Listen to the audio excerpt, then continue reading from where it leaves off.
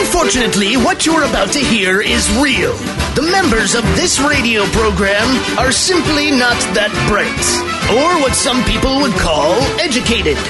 They are merely stupid. They're not trying to offend anyone on purpose. And all have played doctors on TV. You have been warned and are cordially invited to join the party.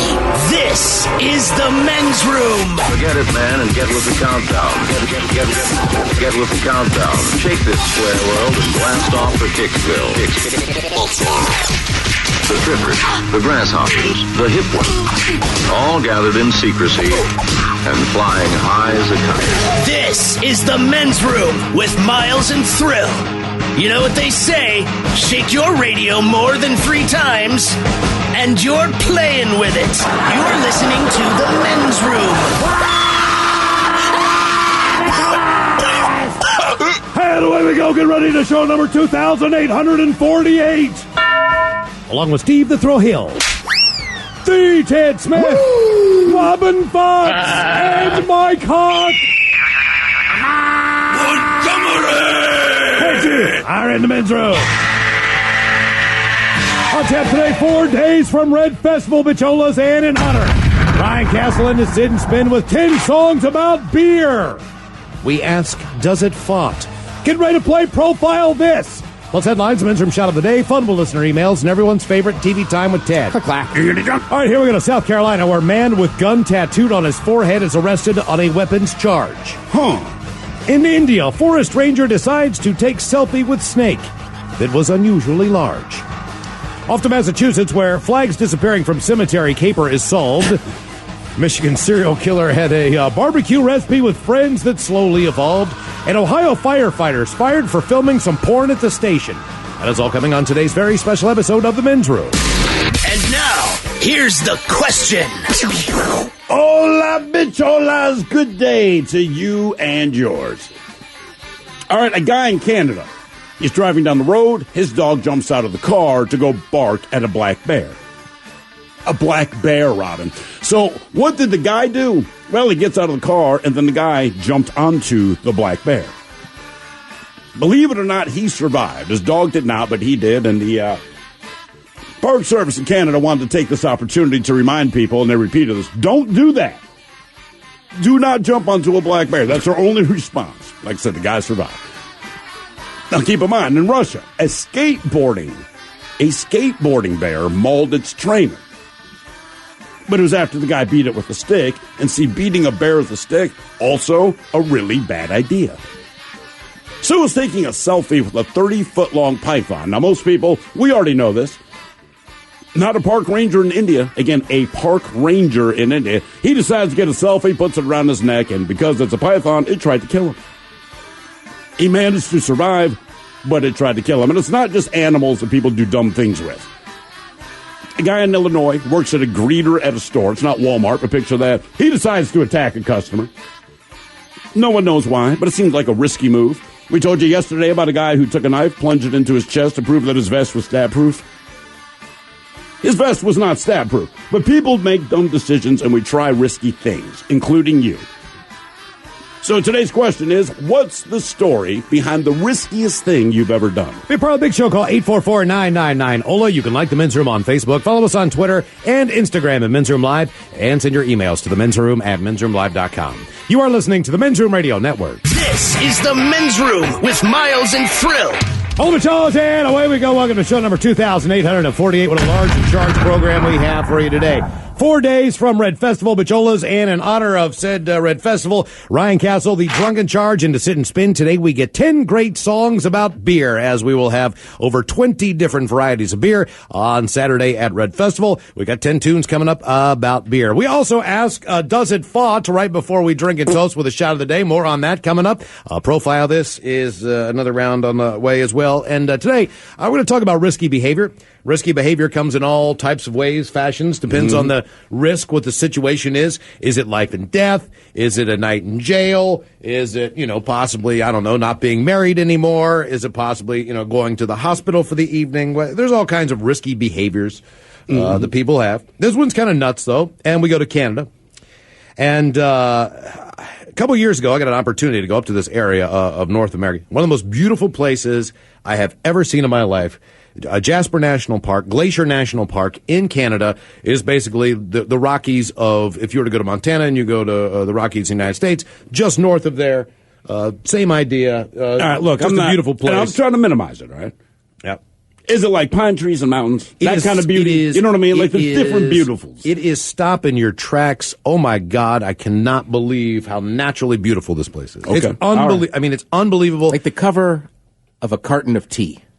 Okay, You know what? I feel like a place you want to be, sure. It's also one of those places where when it says gas up now, you need to gas up then because you really are going to be in the middle of nowhere for maybe 3 or 4 hours before you get to your next destination. So, for an example, family of lynx ran out in front of my car. Damn. Yeah, that's how. I mean, you are. How many in the family? Probably 4 or 5. And are they running? Are they walking? You know, I didn't realize. Do they saunter? They scatter. They had some kids with them, so they were a little bit smaller. But it was just crazy because you're looking, and you're like, oh my God, there's a family of lynx. There were. I could have run them over. Yeah, and of course, there's a lot of bear there. We stayed in a cabin one night, and one of the things that you have to do is you basically just can't have any kind of food in the cabin. Yeah. So they tell you, like, look, if you have a bag of chips, all right? If you have a bag of chips, you have to put those in your car. If you have a candy bar, you need to put those in your car. If you forgot that you put a cookie in your bag, you need to put that in the car. And I mean, the signs say, look, seriously, this is not a joke. If you've got something, we suggest you put it, because if you don't think that bear can open that door, get through that window, you're crazy. Because they can. They can do anything they want. They'll climb down the chimney if you don't have a fire going. But see, here's they will the thing. figure it out. The animals will come in and they will eat your crap. No matter but what whether it I is. have food or not, just knowing that the goddamn bear climbed through the window. He's going to be out there on the porch waiting for you. Mm-hmm, mm-hmm. You know, like, oh, I know you got a candy bar in there, brother. Give me that Snickers. Or it's your ass. You know, like... Give me a break. Give me a break. Yeah, and they do have the food in the main area there where the cabins are, and it's all locked up and everything else. And you're like, and you take your trash back there to a bear can and everything. So the bears are everywhere. But this story says our message is absolutely never do that. That's what Canada Jasper National Park is trying to communicate loud and clear. That is referring to an incident in which a man jumped onto a black bear in an attempt to rescue his dog, which had spontaneously jumped from an open car window and barking at the bear. Saw the bear, jumped out the window. Well, the bear got a hold of the dog. Yeah, because that's how that works. Yeah. The dog didn't make it. The man managed to emerge unscathed, but he did jump on the back of the bear. The park's human wildlife specialist, Steve Malcolm, suggested that... I don't know what he's calling this. He says, I think the fellow just caught him in that window where the black bear had not completely killed the dog yet, and the dog was still yelping, and the bear was basically going to just focus on the dog at the time first and then go back on the defense. So the bear was focused on killing the dog. The dog didn't make it, but while the dog was yelping and everything, the owner just jumped on the back of this bear and started wailing on its head. Right, but then the dog dies, so then what? Well, yeah. Because now I'm just on a bear's back, and I realize he can now turn his, as they say, focus to me. Right. It's not the first time that a dog has been attacked by a bear. Well, sure. It is, however, the first time that a park goer has jumped on the back of the bear. There have been 2 incidents where park goers went after cougars to try to save their dogs. The car had pulled over specifically to observe the bear, and the park wrote that it is clear that this dog was under control until it escaped from the car through the open window. When the dog jumped out of the window, the bear put it in his mouth. Guy jumps on the back. He's trying to punch the thing. Believe it or not, he's unscathed, which is amazing. Amazing, but the dog didn't make it. Now, I'll say this. If I saw my dog getting snatched by a cougar, yes. Where are you on the line here? You know, like the cougar, I'm doing what I can to get my dog back. If it's a bear, I say rest in peace, Fluffy. See, I'm not sure that I don't know, man. I don't know what that would be horrible to watch my dog get eaten by either of them. You would try well, something. No, with the bear, I would turn away. Like, look, man. Like, it's going to end back. It's a bear. Right. I can't help you, man. I'm with Miles. Maybe throw a rock or try to hit it with something, but... I get what they're saying. Don't do that. I'm not sure that I wouldn't be somewhat of this guy. I don't think I would jump on a bear's back, but I would. I would give it a shot to save my dog for all right. But I mean, like you said, throwing the rock is one thing. Rolling up to the bear, that's a different thing. I would say this: when you stayed in that cabin, did you keep all the food in the car?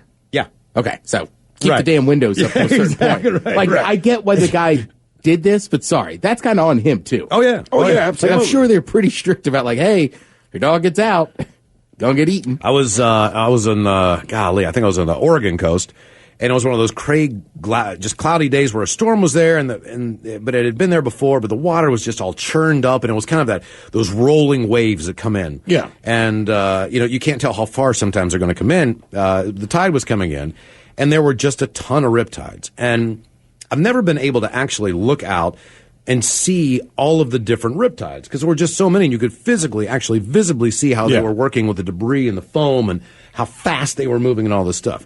Well, I've got my idiot dog Miles out there, and he loved... Yes, his dog's name was Miles. He loved at the time chasing a ball. He loved being on the beach, and he loved getting in the water.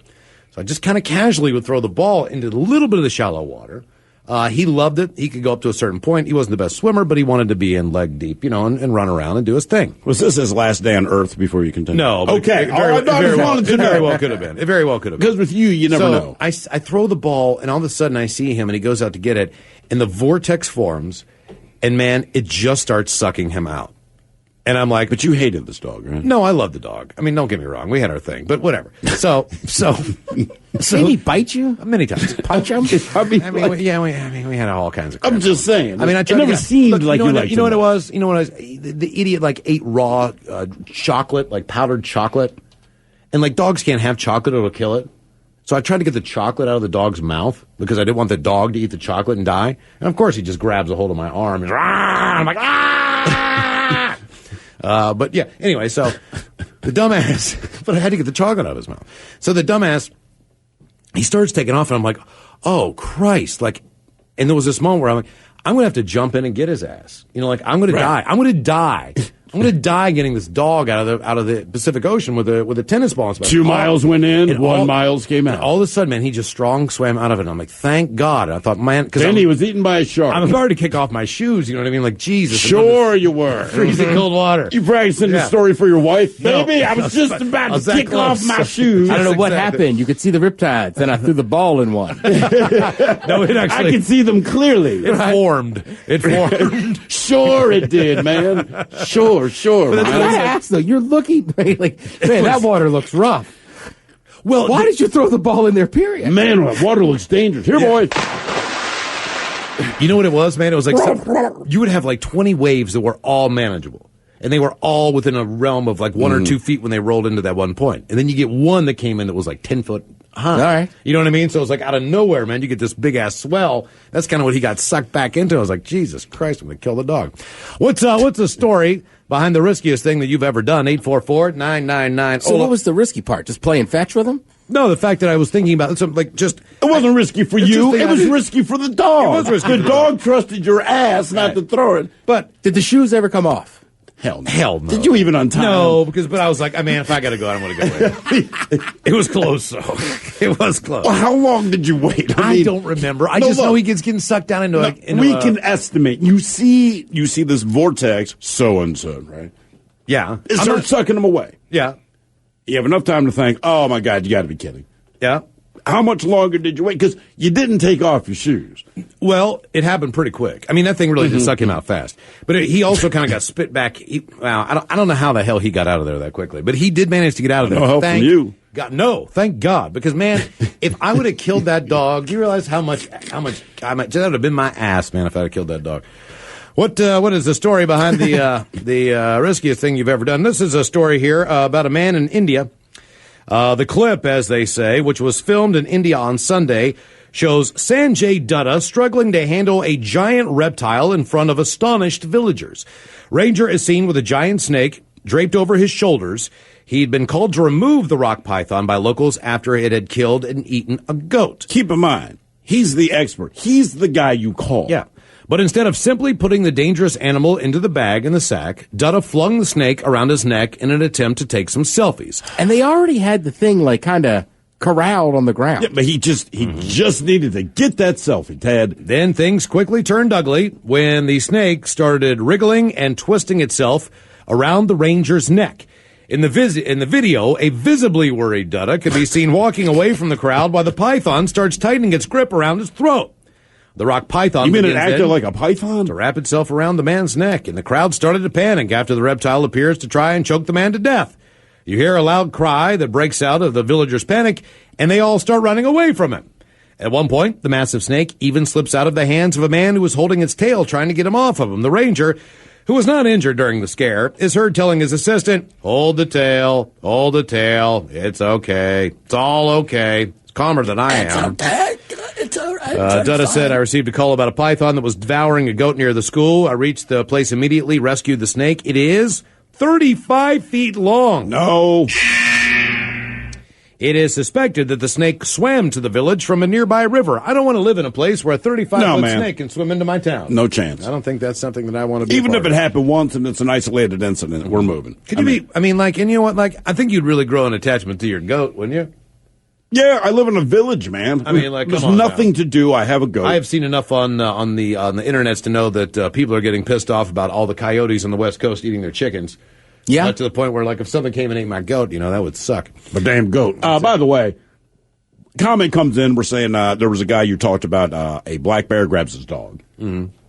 The guy runs out and jumps onto the back of the black bear. And then we talked about bear or cougar. Which animal would you pick? Now, I said cougar. Apparently, I am stupid because everyone's telling me different. Including this guy says, hey, guys, I'm an avid hunter who's encountered both bears and cougars. With the knowledge I have now, I'd rather try to rescue it from a bear. Cougars are faster and way less afraid of you. Bears will run from you 90% of the time, while a cougar will kill your ass. Okay. I feel like also that should always come in the caveat of which kind of bear. Yeah. I think that's probably true. I saw a black bear, and it did run away when you made noise. But a grizzly bear would attack you. Yeah, but you also pee around your tent to keep them away. Yeah, but I was saying, there's a difference in bears. Sure, man. That just is like saying whether it's a dog or just any human. I'll always take the human. I haven't told you who the human is. Right. Well, okay, I know this. Right, that changes things. When I got that idiot cat who was feral, it took him a while to kind of calm down. To pick him. Yeah, right. So apparently his back. Maybe it's just the kind words you use to describe the animals that we just assume you don't like them. His back end hurts. He just got run over by a car and crap. So he was not doing well as far as My pain cat wise. got run over by a real car. And I didn't know how to pick him up right at the beginning. I was picking him up by the backside, which he lost his mind. You mean where his broken hips were? Oh yeah, he probably hated that. In 3 seconds, he completely just sliced and diced my face. I had a cut on my nose. It was so fast. This cat is 12 pounds. Mm-hmm. 12 pounds it did. I was just bleeding profusely. If that cat weighed 30 pounds, or 40 pounds, or 50 pounds, and its claws were bigger and everything else, it was just like getting in a fight with razor blades. What is the story behind the riskiest thing you've ever done? 844-999-OLA. Hello, Matt. Welcome to the men's room. Hola. What's going on, guys? Hola. So, my story goes back in high school. I think I was 15, back when icicle lights were popular to put on houses during Christmas time. I noticed that some had blown up on the roof, as most icicle lights do during windstorms. Anyways, my room being on the second floor, I decided to jump out on the roof, climb up to the top of the peak where they had blown up barefoot, and try to kind of push them back down. Anyways, it was super icy out, and on my way down, I started slipping. And anyways, I'm literally just sliding on my ass. I think I'm going to fall about 2.5 stories down, since we have a slanted driveway, onto my parents' vehicles, just thinking, oh man, I'm going to break my ankles. Luckily, I was able to catch myself and actually hold on to the gutter. The gutter held. Yeah, but needless to say, since then, I do not have a fear of heights except for my parents' roof. To this day, will not go up on it. Well, maybe you don't go up barefoot on goddamn ice, brother. I can't believe that's part of it. 15, okay? I can't believe the gutter held. Do you still put up Christmas lights? Not at my parents. Okay. Nope. All right. Okay. Yeah. Damn. What's the story behind the riskiest thing that you've ever done? 844-999-OLA. Hold the line. More of your calls coming up. You are listening to the Men's Room Radio Network. Hola, bichola. You have entered the men's room. 4 days from Red Festival, bicholas, and an honor. Ryan Cass and the Drunk in Charge coming in to Sit and Spin. We've got the 10 songs about beer coming up for you today as Sit and Spin is on the way after our question. What is the story behind the riskiest thing that you have ever done? 844-999-OLA. Hello, Walter. Welcome to the men's room. Hola. Hola. So, riskiest thing I've ever done? About last year, I jumped off a train at 40 miles an hour. Wait, you said last year? Yeah, last year I jumped off a train at 40 miles an hour. How did you get on the train, first of all? Well, I was walking beside the tracks. I lived right off of them, and I just like to walk along the tracks, and the train was going by, and I figured goes right behind my house, so why not hitch a free ride? How fast was it going when you grabbed a hold of it? When I got a hold of it, it had been going like 5 miles an hour or less than that, so it was barely moving. So then it sped up on you, and you're like, I didn't plan on it speeding up that fast, and then you decided you had to bail? No, I did not know it was going to go that fast, and I did not know that I was not going to have any good place to jump off at. That was the worst part, was I had nowhere good to jump off, so I had to do it. Did you, wait, what did you land in? Like when you jumped, gravel. Yeah. Yeah, the rocks were huge, like softball-sized rocks, and I jumped off, and as soon as I jumped off, I was on the ground, and it busted me open. I had to get stitches in my face and in my back. How far did you take the ride for? I rode for about a quarter mile. All right, so yeah, okay, you weren't on there that long, but you were on there long enough to when it started speeding up. Where do you think you would have gone? Like, where were you headed to if you didn't jump?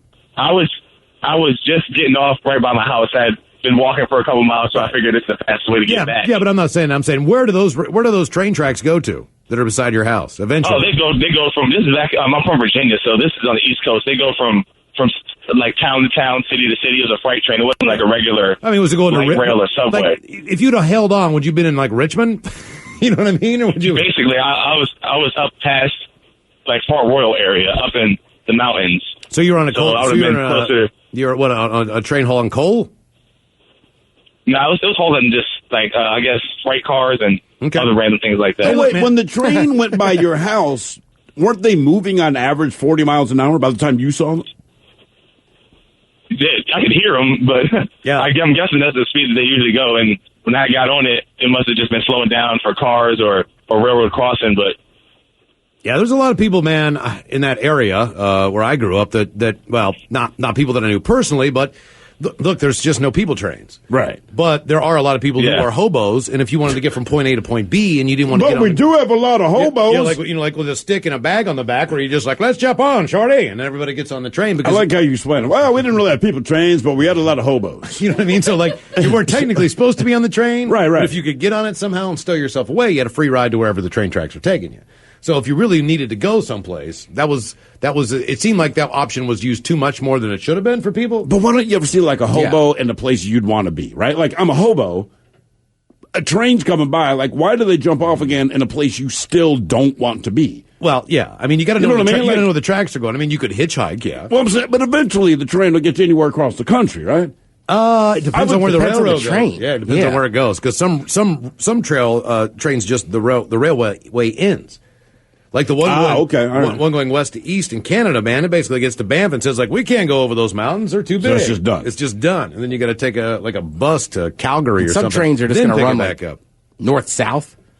Some go east-west. It's like a roadway system, but it's not. Look, we don't do railways real good here. No, we really do not. I mean, there's a lot of gaps. What is the story behind the riskiest thing that you have ever done? 844-999-OLA. Hello, Russell. Welcome to the men's room. Hola, meffin' bichola. Hola. I love you guys. Love you, Russell. Love your Russell Sprouts. In my heart. Hey, what's up? I got a great story where I took some risks. Okay.